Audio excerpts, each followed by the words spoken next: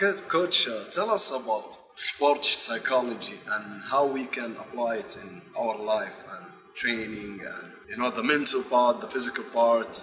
I don't want to talk about sports psychology. It's a huge, wide subject. But I will say that whether you're an athlete or not, the mental side of training is probably 75 to 80%.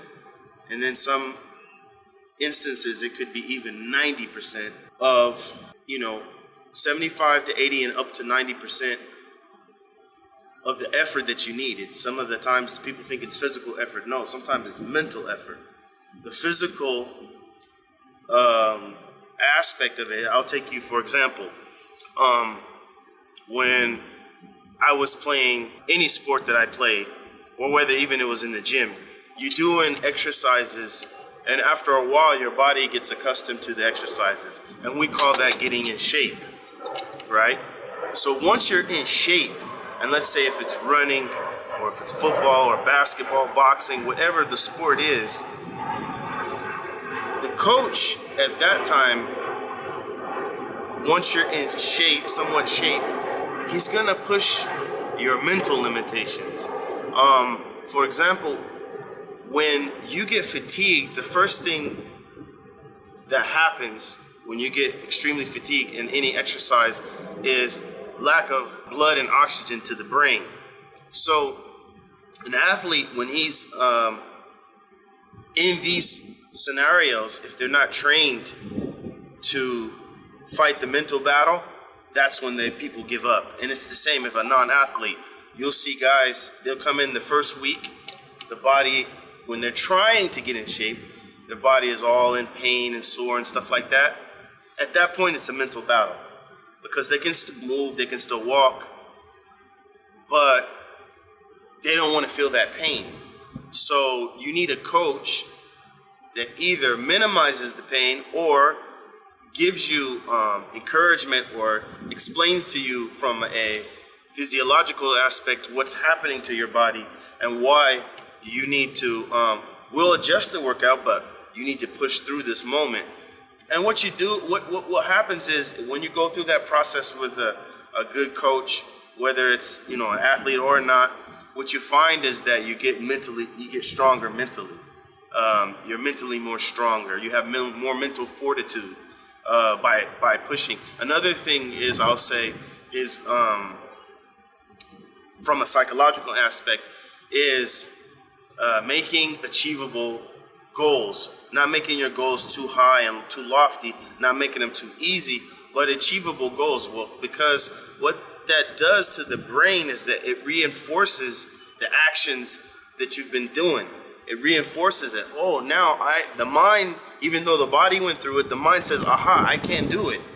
So you need to have achievable goals. Also, when an athlete or a non-athlete goes to the coach, the biggest obstacle is the brain. It's your mind. You're gonna always try to think that you know better, or maybe you know that he knows better, but because the training is so hard and you're so tired, you think the coach doesn't understand that you're that tired, and so then you'll challenge. You'll you'll shut down.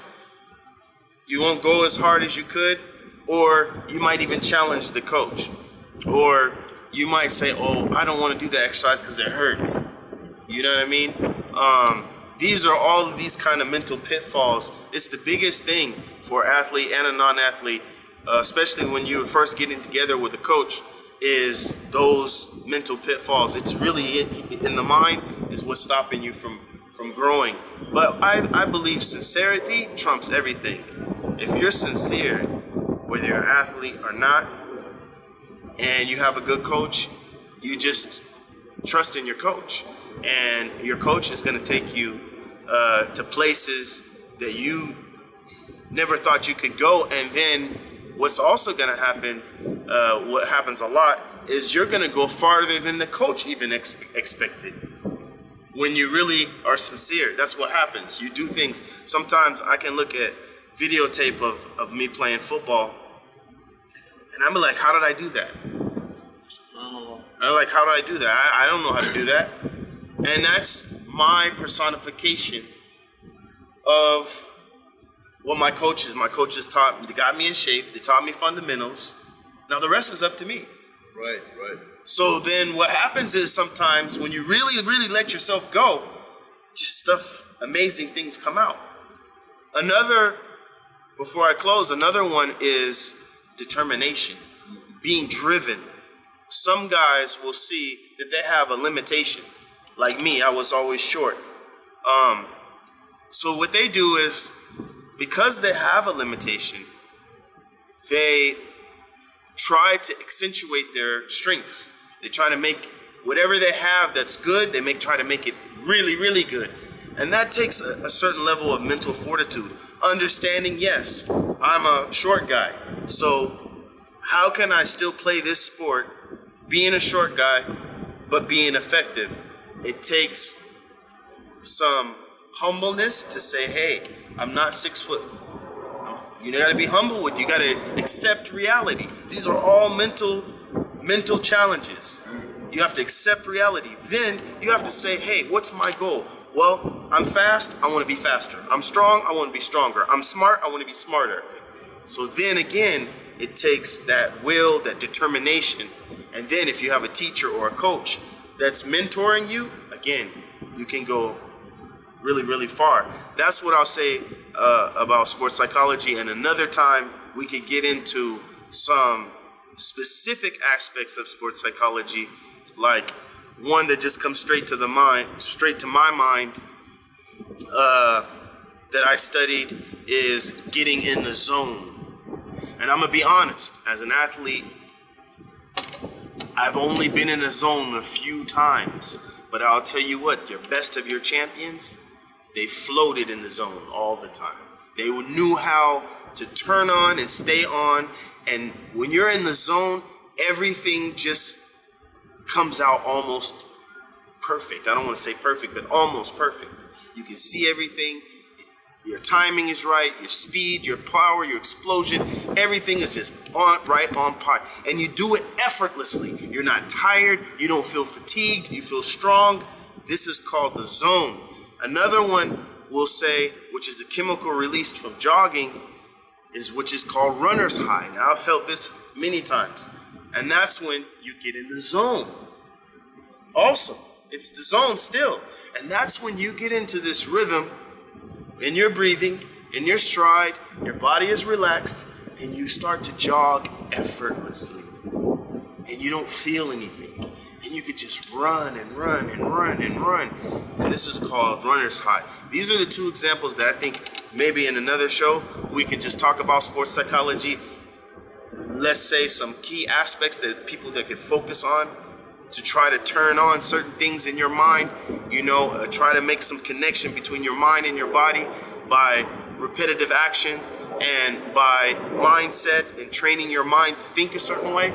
I think that at the college level, more so than the professional level, college coaches are probably some of the best motivators and mind manipulators, more so than a car salesman. A car salesman is like almost like a con. Man, you can actually smell the con. But a coach can lead a group of men to war and make them fight that war without thinking about getting injured. That takes a certain type of mind to unlock all those minds and get those guys moving in one direction. You know what I mean? I believe college coaches I know I can mention right now, I hope I remember to get this picture so he can pop the picture in. But hey man, there's times when John L. Smith used to speak before the games and it would have my insides boiling. Sometimes I would even go and cry. It got me to that moment where I was just like ready to knock somebody out, and I was a running back. But I was just, that was one coach. And also the current head coach of U of I, Paul Petrino, he's another one. Paul Petrino would take me to the side. He was a guy that you would be on the game, come out of the game, and he would have the right word to say to you to get you right back on track. You know, and those are things that I would want to talk about in the future, and I blabbled, but in the future we'll get to those other deeper subjects about sports psychology.